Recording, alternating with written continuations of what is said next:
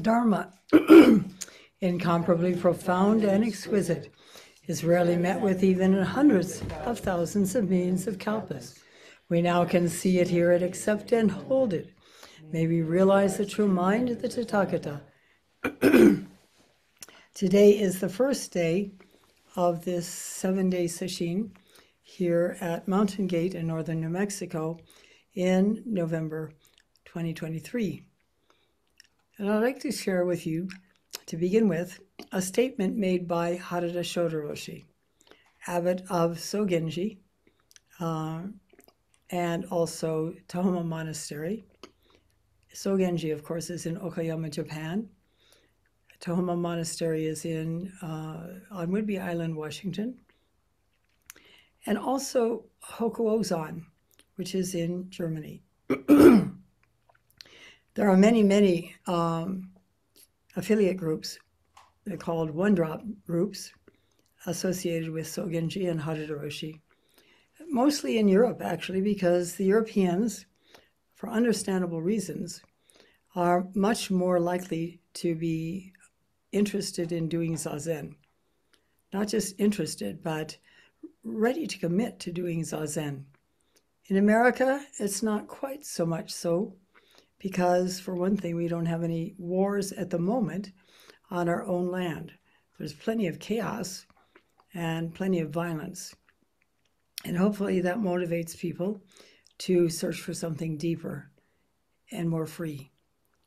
But, of course, in Europe, there is such a threat of war that they can't avoid being concerned by it. And they've lived through so many wars already, more than America has in more recent history.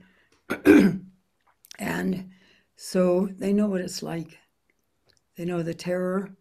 They know the side effects that come down the generations. And so they're seeking a different way, a way of seeing more clearly, not being caught in our usual stuff. And that's what Harada Roshi is addressing in this piece that he wrote. We do not awaken because of many years of training. Rather, in one instant, if we free ourselves from all confusion and concepts, wisdom becomes apparent. Desire and anger and emotions confuse us, and thus we cannot perceive the wisdom that is always present. The wisdom that is always present. Every being has an innate font of wisdom and compassion, and we are looking to uncover this in our own lives. That's what practice is about. Of course, we need years of training, but that's mainly because we're so caught in concepts and ideas. And one of the biggest concepts is that of our self-image, who we think we are, who we assume we are, based on our history, our conditioning, and our reactions to all of that, and the conclusions we've drawn about it. We do not awaken because of many years of training. Rather, in one instant, if we free ourselves from all confusion and concepts, wisdom becomes apparent. Desire, anger, emotions confuse us, and thus we cannot perceive wisdom that is always present. That basically is our practice, is to work on letting go our concepts, our conditioning, and particularly, as I said, that self-image that is born of all the experiences in our life, and perhaps in some cases, previous lives too. How do we do that? Persistence, presence, awareness, faith that we can't open to it, stubbornness in refusing to give up the search or the letting go, even if it's challenging, and it will be challenging. But in that challenging, there is a tremendous amount of potential for a transformation. As we continue to work on ourselves, we begin to see, particularly through the extended out breath, coupled with that innate curiosity or perplexion. We all have some sense that there's something important that we've lost contact with, and that it's important to return to that. And that's true. So to tune into that sense, that yearning to be free, truly free, along with the extended out-breath, which is as if we're reaching beyond our usual way of perceiving, to try to uncover, reach, comprehend that which we have always wanted to return to. As we continue to do that work, we begin to see where we are caught and where we're not seeing that truth. We're not necessarily aware of it in those terms, but that's what's happening. In earlier decades of instruction for practice, we are taught to ignore those times when we have a sense or a sudden insight into our behavior. But that is misunderstood. We should tune in to those moments, because that's how we can gradually become free of those conditions and thin out that covering that obscures our wisdom and compassion. We can get quite discouraged in this process, and that is why faith is so important, that we continue relentlessly, no matter how awful it may feel. Because as Ajahn Chah, the Thai forest master who was highly respected, pointed out, there are two kinds of suffering. There's temporary suffering, where you're meeting yourself and it's an uncomfortable situation. But in meeting yourself and accepting those insights into your behavior and working to allow them to release. And there are very effective ways to do that, but the most important aspect of that is to tune into your body. Not tune into your emotions, tune into the senses in your body. The subtle sensations that indicate comfort or discomfort. Get practiced in doing that. And then he said, there's another kind of suffering. It lasts a long time. And that's the suffering that you undergo if you don't do this practice and work with the temporary suffering. That's quite right on. We have to be grateful in this era of so much chaos, so much violence, so much political rivalry and brutality, really.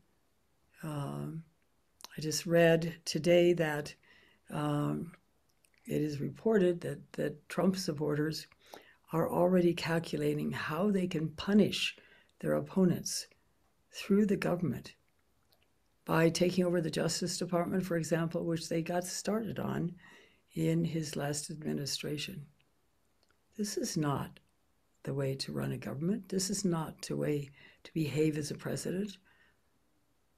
But yet, the delusion that is causing this is rampant everywhere. At least we have a way out of it. And we can become free. Hara Hiroshi is right. In an instant, when we let go of our delusions, then as it says in the Affirming Faith in Mind, the way stands clear and undisguised.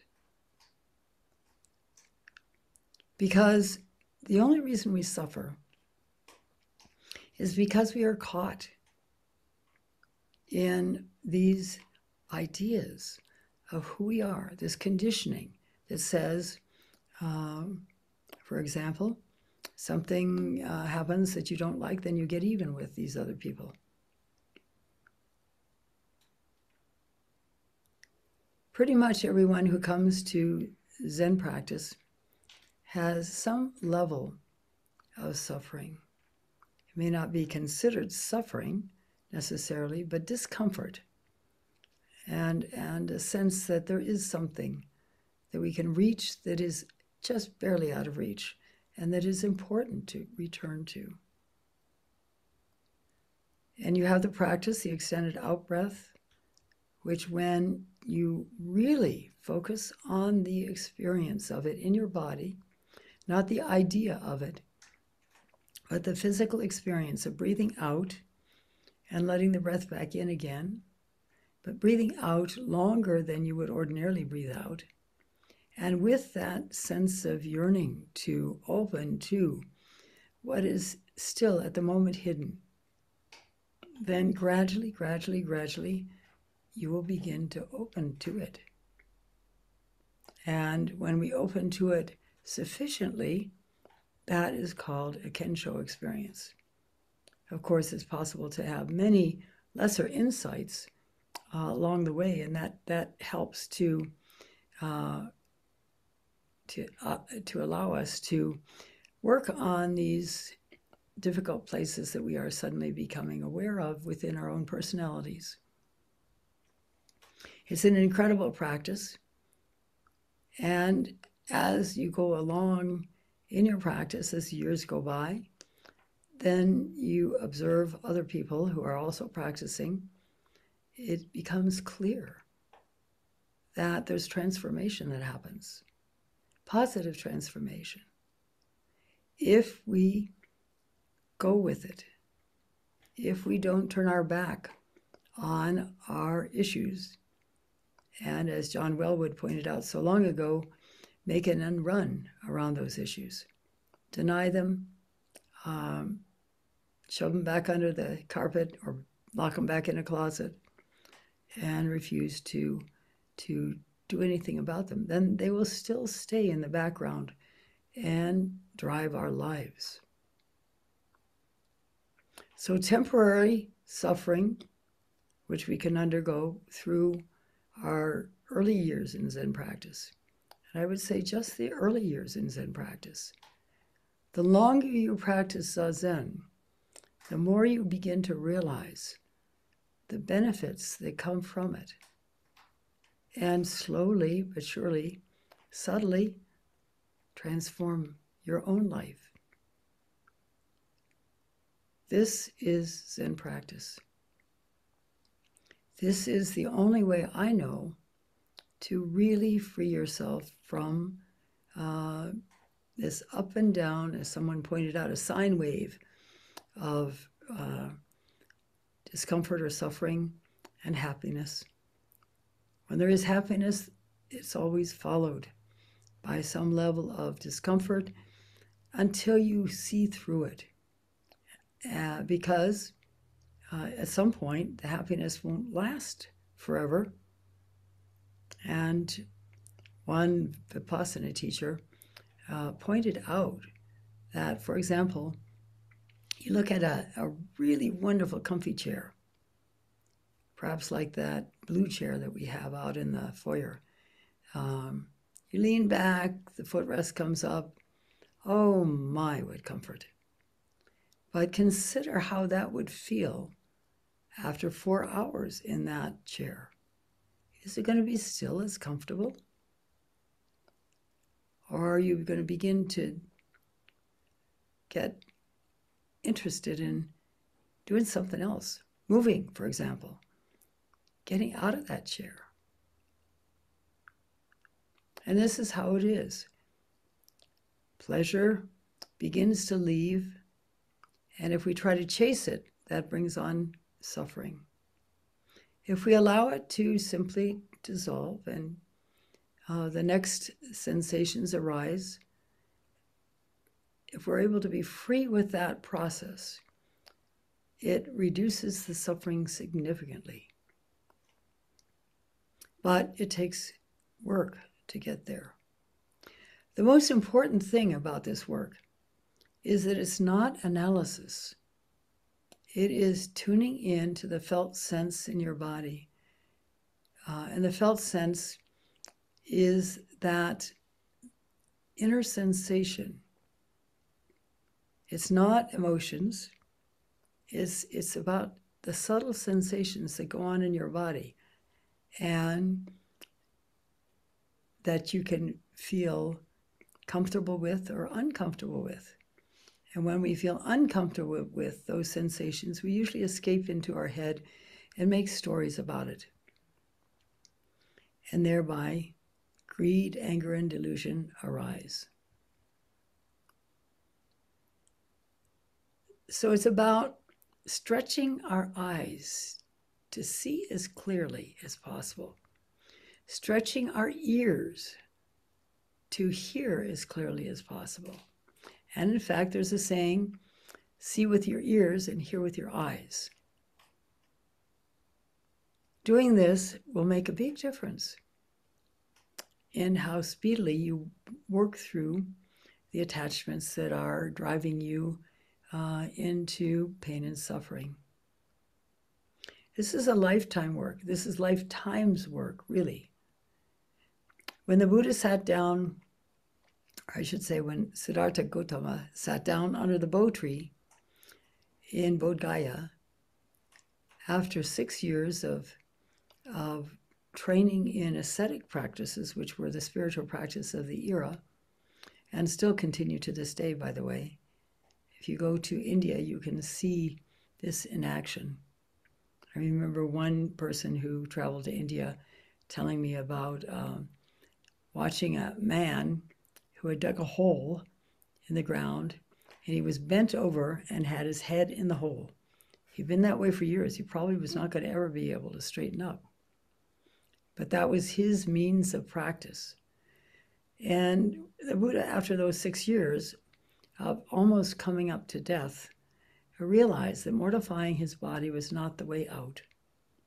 And that's when he went, accepted some rice milk, actually, the water that is left from washing the rice. It is a good way to start ending a fast, because fasting is what he had done tremendously. And you can't break a fast quickly, or all kinds of difficult physical things will happen, and maybe even death. So he went gradually into accepting nourishment, which made the ascetic brothers who he'd been working with disdain him and leave. But he had some other thing to do. He realized that he could go on and on until he died with the ascetic practice and never get an answer to his fundamental questions of what is life? We're born, we suffer old age, sickness, and then finally death. Is that it? There's no more meaning to life? No more purpose in life? And so he was seeking for the deepest purpose. And he sat down, crossed his legs, and began focusing. It is said, I don't know how we can verify this, but it was said that he used the extended out breath as his practice, along with the need to know, which is an important aspect to that extended out breath. It's not just a mechanical thing. It needs to be accompanied by tuning into the sensations in your body as you're breathing out, and along with that, the sense of needing to find whatever you want to call it, your true nature, God. It doesn't matter what it's called. And in fact, it really has no name, despite what various religions try to slap on it. On the other hand, in order to communicate, things often have to be named. And as he went deeper and deeper in his practice, one of the things he opened to was his history beyond that current life. The years that he practiced working towards coming to profound awakening and the transformation that had happened. These are known as the Jataka tales, and give you a general sense of how to work. And in fact, my Dharma nephew, Rafe Martin, has written a number of books about using the Jataka tales in practice. In fact, when he was doing his final work with Dainen Roshi, my Dharma brother, who is he's Dainen's successor, Dainen had him do that work because Rafe he'd written a number of books about the Jataka tales, mostly for children. The Brave Little Parrot is one. I can't remember the names of the others, but anyway, he was very versed in these Jataka tales. And so Rafe asked him to take each Jataka tale and express how it could be used in one's current practice to work on coming to awakening. And he's got at least one book out. So you might want to investigate that book. I can't remember what it's called, but if you Google Rafe Martin and Jataka tales, you'll come up with several books. So the Buddha had a long history of at least 6 lifetimes prior to the current one, in which he was working earnestly on letting go of his ideas about things. His face before his parents were born came closer and closer to being realized as he saw through his false face. And this is a process by which we also work. This is what he taught because it worked for him. And it has worked for countless human beings, literally millions of human beings, down the centuries, because it's effective. And it will be effective for you as well. I can guarantee that if you persist, you will become truly free. So I thank you for listening, and we will stop now and recite the 4 vows.